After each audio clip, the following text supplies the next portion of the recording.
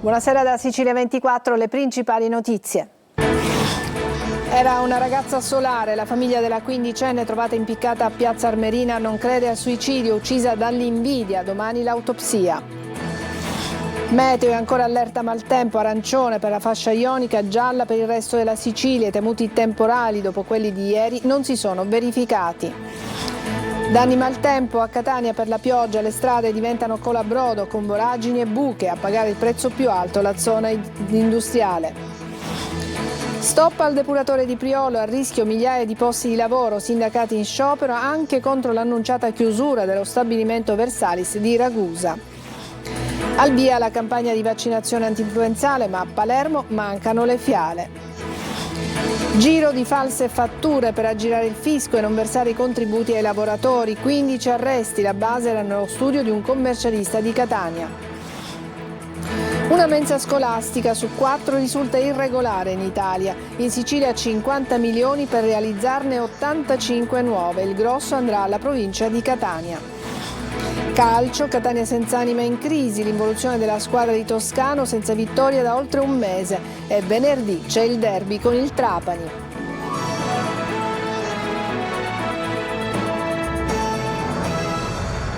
Bentrovati, restano ancora tante lacune sulle ultime ore di vita di Lari, la quindicenne trovata impiccata a Piazza Armerina. La legale della famiglia chiede il rispetto della privacy. Valuteremo, dice, come muoverci dopo l'autopsia. L'esame è previsto per domani. Luca Ciliberti. All'esito comunque dell'autopsia la famiglia valuterà se sporgere una denuncia e eventualmente quale ipotesi di reato individuare. Occhi lucidi, dolore palpabile, voglia di verità. Domani l'autopsia sul corpo di Lari chiarirà se ci sono altri elementi sconosciuti alle indagini. Non credo al suicidio di mia figlia, perché mia figlia era una ragazza molto solare, aveva tantissimi progetti e no. È trascorsa una settimana dalla morte della ragazzina di 15 anni trovata impiccata a Piazza Armerina, nell'Ennese. La famiglia non si rassegna al suicidio spontaneo, pensa che ci sia altro. Giustizia. Punto e fine. C'era proprio solo, esclusivamente giustizia. Ed è per questo che invitano tutti a collaborare. Un appello lanciato nei giorni scorsi anche dalla Procura dei minorenni di Caltanissetta, che ha aperto un fascicolo per istigazione al suicidio. Bullismo è un'altra cosa. Bullismo tu prendi una persona che magari al di fuori comunque ha qualcosina in meno di te, tu tendi, le persone ignoranti tendono già a prenderle un po' in giro queste persone, diciamo. Questo non è bullismo, questa è invidia, che è tutto un altro discorso. Al momento tutti gli elementi delle indagini sono segretati, così la famiglia, tramite il suo legale, chiede a tutti di non interferire e di rispettare il proprio dolore. L'indagine è segretata tecnicamente perché c'è un motivo. La mattina della sua morte la ragazza aveva avuto un violento diverbio con una coetanea nei corridoi del liceo a cui avevano partecipato anche altri compagni. La comunità di Piazza Armerina è scossa ed è evidente che in questo caso ci sono ancora tante lacune da colmare. Una ragazza di 15 anni si è lanciata ieri pomeriggio dal quinto piano a Palermo, salva per miracolo, non è in pericolo di vita, non si conoscono le cause del grave gesto, casi in aumento in Sicilia, questi gesti estremi di questi ragazzi così giovani. Marco Gullà.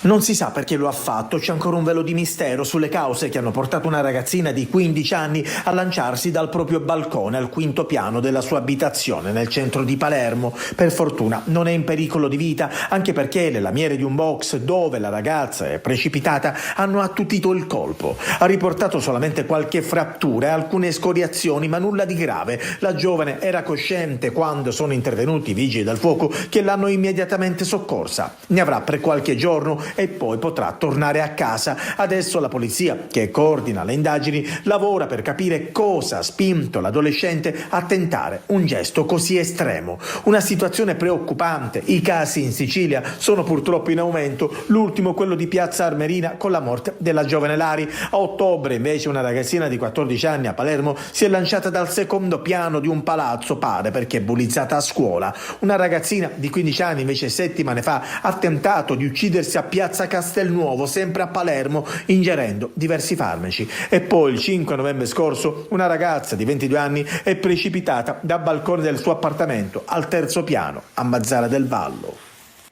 E oggi è stata una giornata di allerta rossa ma senza temporali tra Catania e Messina. Domani l'allerta diventa arancione ma con le attività didattiche sospese a Catania, Siracusa e in altri comuni che hanno deciso di lasciare a casa gli alunni ma aprire per consentire le verifiche tecniche. E a Catania il sindaco Trantino ha disposto anche la chiusura del Giardino Bellino, dei parchi comunali e anche dei cimiteri.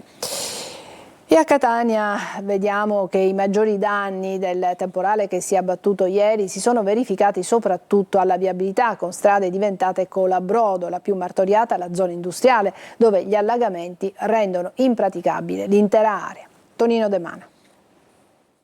Continua l'allerta meteo in Sicilia. Per domani, infatti, la Protezione Civile regionale prevede l'arancione nel versante centro-orientale dell'isola con temporali e forti raffiche di vento. Allerta gialla in tutto il resto della Sicilia. A Catania, per ordinanza sindacale, sospesa per domani l'attività didattica. Le scuole saranno aperte solo per consentire ai tecnici di verificare eventuali danni alle strutture. Chiuse le scuole a Siracusa e in molti comuni della provincia. In una giornata che lasciava temere per il rosso annunciato nella fascia da Catania a Messina Nord, non si sono invece verificati rovesci di particolare intensità, tradendo l'imprevedibilità dei fenomeni passibili di variazioni inattese. Questi sistemi temporaleschi sono in grado di svilupparsi, provengono soprattutto dal mare, di svilupparsi anche nel giro di pochissime ore con una prevedibilità sulla localizzazione che è piuttosto bassa. L'allerta rossa ha indotto alla chiusura delle scuole sulla fascia ionica, chiuse anche le università, ma niente acqua, se non pioggerelle in tutta l'isola. Solo a Siracusa nel pomeriggio raffiche di vento e temporali. Nulla di paragonabile alla giornata precedente che su Catania ha portato a gravi disagi per allagamenti in strada in molti quartieri. In quest'area della Sicilia orientale praticamente nel giro di un mese è piovuto in alcune zone quanto era piovuto nei 12 mesi precedenti. Domani prevista pioggia a Catania e Siracusa, soprattutto durante la mattinata. E adesso vediamo i danni che ha provocato il maltempo di ieri proprio a Catania, nel servizio di Tonino De Mano.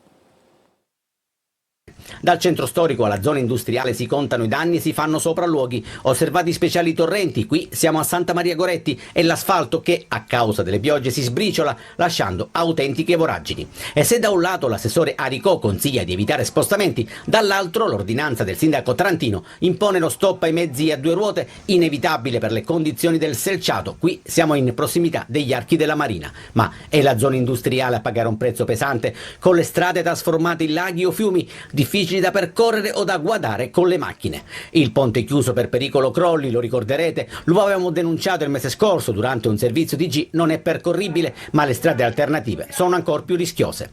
Qualcuno, a suo rischio e pericolo, sposta le transenne e passa, il tutto per evitare un giro alternativo anacquato. Molti hanno avuto anche dei danni alle macchine stesse. Con l'acqua chiaramente queste buche non sono più visibili, molti lavoratori ci sono finiti e per andare al lavoro e guadagnarsi la giornata invece ci hanno rimesso le macchine. E si leva alto il grido d'allarme di alcuni imprenditori. Ora abbiamo chiuso pure il ponte e di conseguenza non passa più nessuno. Siamo veramente commercialmente sotto zero, in ginocchio. Se questo è l'andazzo io sono costretto a dover chiudere e spostarmi da un'altra parte più facile da raggiungere. Allagato anche l'anfiteatro romano in piazza Sesicoro, decine di negozi allagati in via Etnea, la CITEC sollecita ristori. Abbiamo le cantine, i negozi allagati. Questo è un problema che ormai non si può più tirare avanti. Ogni volta che piove ci sono danni solo per il centro storico, che sono tantissimi, non ne possiamo più.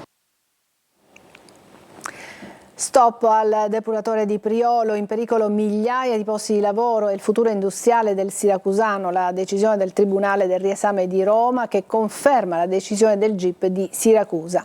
Luca Ciliberti. Sequestro confermato. Il Tribunale del Riesame di Roma ha confermato il divieto di prosecuzione dell'attività di conferimento da parte delle industrie locali al depuratore IAS di Priolo Gargallo nel Siracusano, disposto dal giudice per le indagini preliminari di Siracusa. Nel depuratore convoglia i propri reflui anche l'ISAB di Priolo. Poiché il sequestro rischiava di interrompere l'attività produttiva, il governo era intervenuto con un decreto ad hoc che ha ricevuto l'avallo della Corte Costituzionale, stabilendo un percorso per riportare gradualmente i parametri emissivi entro i limiti previsti, indicando un termine di 36 mesi. Ma oggi la decisione è in attesa. Ora si dovrà pronunciare la Corte Costituzionale, ma la decisione potrebbe non arrivare prima di 6 mesi. Con lo stop al depuratore si compromettono le operazioni di aziende di primaria importanza come ISAB, Versalis, Sonartrack, Sasol, e con un impatto devastante per il tessuto economico e sociale della zona, spiega il ministro per le imprese Adolfo Urso, che ha convocato per il 21 novembre al Ministero un tavolo con tutte le forze produttive e sindacali del territorio e gli enti locali sul futuro dell'area industriale di Priolo Gargallo. Un duro colpo per il territorio che rischia di perdere più di 4.500 posti di lavoro tra dipendenti diretti e indotto, oltre a subire un danno irreversibile alla propria economia. Questa mattina, sempre a Priolo, sciopero di CGIL e UIL contro il piano presentato da Eni che prevede la chiusura dell'impianto di cracking di Versalis, che sarà riconvertito in una bioraffineria nel polo petrolchimico proprio di Priolo. E hanno incrociato le braccia anche i lavoratori dello stabilimento Eni Versalis di Ragusa contro la dismissione dell'impianto. Veronica Barbarino. I lavoratori dello stabilimento Eni Versalis di Ragusa e delle aziende dell'indotto hanno incrociato le braccia e manifestato questa mattina insieme ai sindacati della chimica e alle istituzioni per dire no alla chiusura fissata al 31 dicembre. A Ragusa si teme il futuro di 130 lavoratori del diretto, oltre a un numero imprecisato di occupati nell'indotto che fattura milioni di euro. Ad oggi noi siamo a conoscenza solo di un piano di dismissione. L'azienda dice che comunque questa cosa non interesserà il lavoratore diretto, ma ovviamente c'è un problema che va oltre al lavoratore diretto. Intanto non sappiamo nemmeno cosa dovranno fare questi lavoratori, ma è chiaro che comunque c'è poi tutta una parte che ruota attorno allo stabilimento che ad oggi non ha nessuna risposta se non quello di una prospettiva di disoccupazione. Una situazione non semplice, tanta l'incertezza tra i lavoratori. Io personalmente ho 30 anni che sono dipendente e quindi giustamente non sappiamo a 50 anni dove saremo, se saremo chiusi, se saremo trasferiti. Non ci sono notizie certe sul nostro avvenire. Ci dicono che chiudono tutto senza nessun preavviso prima. Siamo in aria tutti. È iniziata la campagna vaccinale contro l'influenza, ma a Palermo mancano le fiale. Roberta Lunghi. È partita il 14 ottobre in Sicilia, come da decreto assessoriale, la campagna vaccinale anti-influenzale per un virus che si preannuncia particolarmente aggressivo. L'adesione dei medici di famiglia che possono praticare il siero è pressoché totale e se su Catania i quasi 800 medici di base non lamentano ritardi nella consegna da parte dell'ASP delle fiale, così come le circa 70 farmacie convenzionate sul territorio, lo stesso non accade a Palermo, dove invece si lamentano ritardi nella distribuzione, tanto che i medici di famiglia, anche qui aderenti quasi al 100% alla campagna, si sono rivolti in una lettera alla Regione. Oltre all'inizio della distribuzione ai medici di base, avviato solo il 28 ottobre su Palermo, c'è il problema della quantità di fiale messe a disposizione inferiore alle esigenze del 60%. Questa situazione si deve risolvere. Il vaccino a noi serve e serve in tempi rapidi per avere la massima adesione dei nostri pazienti. Un fatto che potrebbe limitare il rapporto tra paziente e medico di famiglia, oltre che ledere la credibilità degli studi del proprio medico come riferimento per la prevenzione. Siamo assolutamente convinti, come anche per altre situazioni, che il nostro ruolo sia assolutamente determinante per il successo di una campagna vaccinale. Ritardi da compensare a Palermo e campagna che procede regolarmente sul territorio regionale con maggiore attenzione quest'anno da parte dei cittadini alla copertura dalla cosiddetta australiana, gratuita per i bambini sotto i 6 anni, ultra sessantenni e persone fragili. Frode del fisco con fatture false e contributi per dipendenti mai pagati. A Catania la Guardia di Finanza scopre l'attività illecita di imprese del settore turistico alberghiero presenti in tutta la Sicilia. 15 arresti e 8 milioni di euro sequestrati. Giusy Lazzara. Era nata con una mission: frodare il fisco e lucrare sui contributi per i dipendenti attraverso gli stratagemmi più disparati. C'è tutto questo nell'inchiesta della Procura di Catania, che ha scoperto l'attività illecita di imprese del settore turistico alberghiero di Sicilia, Calabria e Lazio. La Guardia di Finanza di Catania ha eseguito 15 ordinanze di custodia cautelare, 29 gli indagati. Negli ultimi 5 anni il giro di fatture false per una frode che la Guardia di Finanza ha calcolato di oltre 69 milioni di IVA aveva già garantito profitti illeciti all'associazione per oltre 8 milioni di euro che adesso sono stati sequestrati, la metà dei quali veniva data agli organizzatori sotto compensi professionali, stipendi e rimborsi spese. Il meccanismo di frode era ben collaudato, prevedeva la costituzione di consorzi e società affiliate, tutte senza una propria organizzazione e priva di mezzi. Secondo l'accusa, i prestanome, spesso nullatenenti, assumevano fittiziamente manodopera ad altre aziende. In realtà i lavoratori non avrebbero mutato né sede lavorativa né qualifica, rimanendo sempre nella stessa azienda. Una finta esternalizzazione per aggiudicarsi i vantaggi dello scarico dei contributi per un'attività mai esistita. 2 persone accusate di rapina aggravata in danno di 2 giovani sudamericane sono state arrestate dalla polizia a Messina. Uno dei 2, finito in manette, un marocchino, è anche indagato per lesioni personali e violenza sessuale nei confronti di una delle 2 vittime, una donna venezuelana. Era diventato un allarme sociale per gli abitanti di Caltanissetta, almeno 10 gli scippi riconducibili a lui. In un video della polizia si vede rapinare 2 giovanissimi e sfilare in modo furtivo il portafoglio a un anziano. Identificato e arrestato un gambiano di 26 anni. Desiree Ferlito. Si avvicinava in modo furtivo alle sue vittime, sempre con lo stesso modus operandi. Lo vedete in queste immagini fornite dalla polizia di Caltanissetta aggredire 2 giovani fermi a un distributore alimentare. Spintona il ragazzo per poi impossessarsi dello zaino della ragazza, che strattona con particolare violenza. Qui lo vediamo invece seguire un anziano per sfilargli il portafogli e fuggire approfittando della vulnerabilità dell'uomo. La polizia di Caltanissetta ha arrestato un pregiudicato di 26 anni senza fissa dimora, di nazionalità gambiana. Gli episodi di scippi e rapine a lui ricondotte sarebbero almeno 10, tanto da destare particolarmente allarme sociale nel territorio nisseno. Grazie alle molteplici acquisizioni e analisi dei sistemi di videosorveglianza installati lungo le vie della città, per gli investigatori della squadra mobile è stato possibile risalire all'identità del cittadino straniero, successivamente riconosciuto quale autore dei reati, anche grazie all'individuazione fotografica di alcune delle vittime.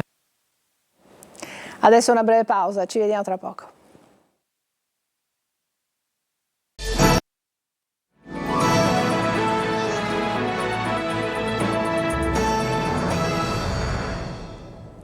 Carenze igieniche strutturali in una mensa scolastica ogni 4. Lo hanno scoperto i carabinieri del nucleo sanità in tutta Italia. Intanto in Sicilia arrivano 50 milioni di euro per realizzare 85 nuove mense e la parte del leone la fa il catanese. Mario Viola.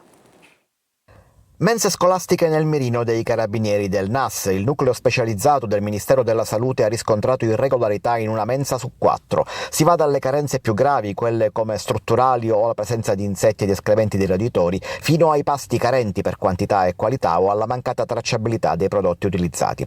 Nel complesso sono state accertate 225 violazioni amministrative o penali, irrogate sanzioni pecuniarie per 130.000 euro. La situazione è generalizzata a livello nazionale, ma in Sicilia le carenze riguardano soprattutto le strutture, laddove le mense ci sono. Intanto arrivano 50 milioni di euro nell'isola per realizzare proprio mense scolastiche in 85 istituti. Si tratta di fondi ottenuti con la rimodulazione delle risorse del PNRR. La provincia a fare la parte del leone è quella di Catania, che potrà contare su quasi 12 milioni e mezzo, con particolare attenzione riservata a Mister Bianco, Biancavilla e Paternò. Segue la provincia di Agrigento con 8 milioni e mezzo o poco più di euro, mentre solo terza è Palermo con 7 milioni e 800 mila euro. 4 le nuove mense che saranno realizzate per ciascuno dei comuni catanesi, ma gli importi più consistenti vanno a Paternò, seguita da Biancavilla, mentre Mister Bianco recupererà soprattutto spazi esterni inutilizzati. Una boccata d'ossigeno nel settore anche per l'Agrigentino e il Palermitano.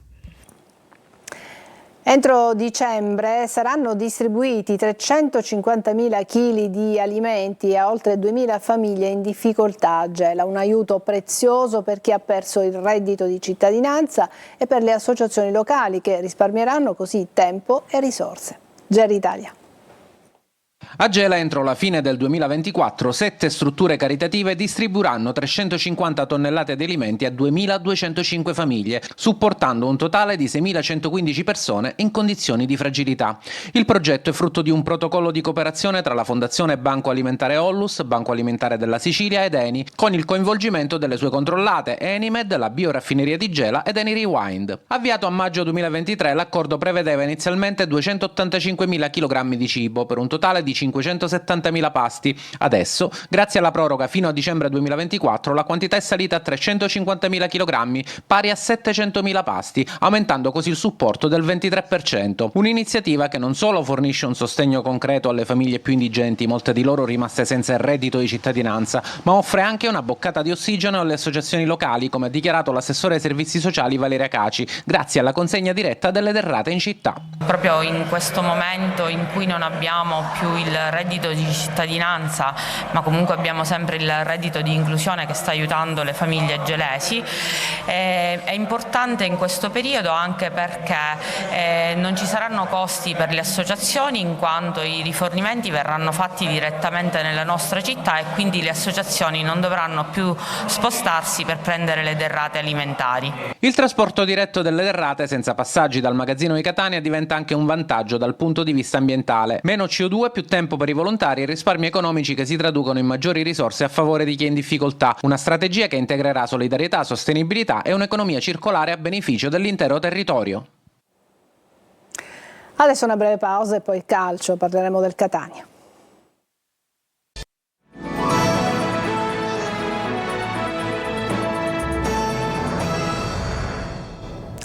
Eccoci al calcio, un Catania senza anima nel primo tempo di Crotone, lo specchio che riflette il volto attuale dei rossazzurri, lontano anni luce dall'impressione che avevano dato di se stessi fino a un mese fa. Marco Carli. I numeri parlano chiaro, ci sono due Catania in questa stagione, quello delle prime 9 giornate e quello di adesso. Bisogna vedere qual è la vera versione e soprattutto come tornare al recente passato. Un mese esatto, vittoria per 2-0 con l'Altamura, esattamente nella settimana in cui i rossazzurri avevano ricevuto il punto di penalizzazione. Ebbene, al termine di quella giornata, la nona, gli etnei sono a 2 lunghezze dalla vetta. Nella giornata precedente, l'ottava, il punto dalle prime della classe era uno solo. Questa è invece la situazione adesso, 9 punti dalla capolista, 9° posto in classifica, un crollo nei risultati, ovvio dovuto a vari fattori. Il mercato e la preparazione a 2 velocità di un'estate pesante, o gli infortuni, certamente, di Tacchio e Sturaro i più gravi, ma il primo è uscito di scena alla terza con la Juventus Next Gen e il secondo alla sesta col Cerignola. Dunque le assenze sono importanti ma non spiegano tutto. I tempi regalati agli avversari, vedi Crotone o per certi versi Foggia, i gol mancati, vedi la gara col Messina, le partite nate male e finite peggio, Latina. A proposito, proprio la gara con i razziali è uno spartiacque negativo, un match che sulla carta doveva riavvicinare i rossazzurri alla vetta, ha tolto consapevolezza e di conseguenza compattezza. Il gruppo è la componente fondamentale, un gruppo solido non si sfalda come è successo nel primo tempo di Crotone. L'esempio è il primo gol di Silva che va al di là dell'errore di Adamonis, evidente a tutti, perché prima di tirare il giocatore brasiliano attraversa metà del campo in corsa col pallone. Ecco perché il confronto serve e servirà per capire come sono state smarrite alcune potenzialità e per evidenziare le responsabilità e le competenze di tutti, dalla squadra alla società. Ognuno faccia il suo e lo faccia bene. Regola semplice che nell'ultimo periodo è andata, con rare eccezioni, persa. Ci fermiamo qui, è tutto per questa edizione di Sicilia 24. Grazie per averci seguito, buona serata.